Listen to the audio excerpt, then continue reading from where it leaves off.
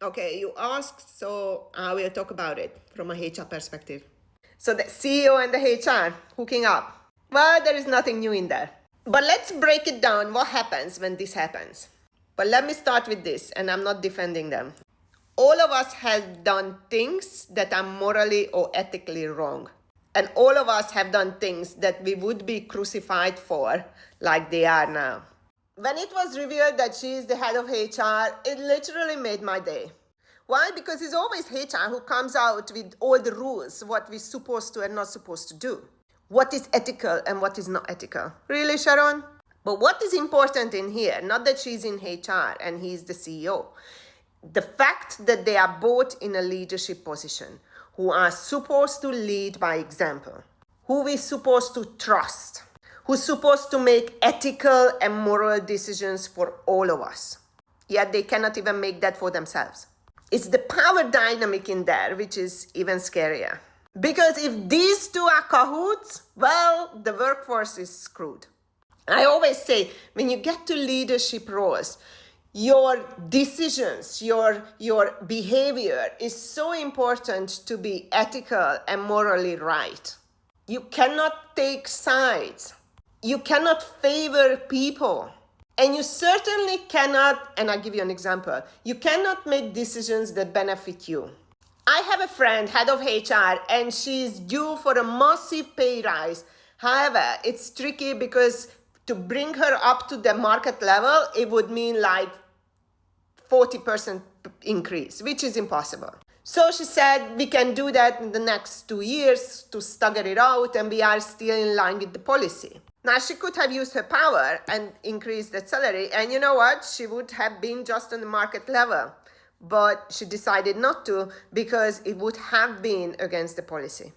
In another case, once I had to report the VP of Finance who signed policies together with HR that allowed the company to illegally take money away from employees.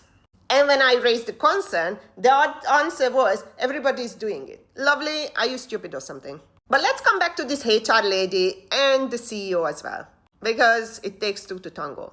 And maybe look at it from a woman perspective. You are contributing to the betrayal of that woman, the mother of his children. We are talking about emotional and psychological damage. We are talking about destroying a family structure. People leave behind marks that you can identify what kind of people they are. Well, if this is what you can do to children and a family, what is it that you can do to your workforce? Complicity. If these two manage to pull this stunt behind his wife and children and her husband, what is that they can do together in the workplace? Behind the workforce's back. Because sleeping with somebody's husband, it really indicates a disregard to commitment and responsibilities they have made. And that reflects on both of them. Translate that down into business.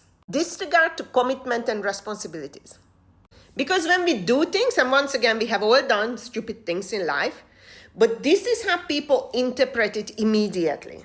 If you did that there, what is it that you are capable of doing here within this context?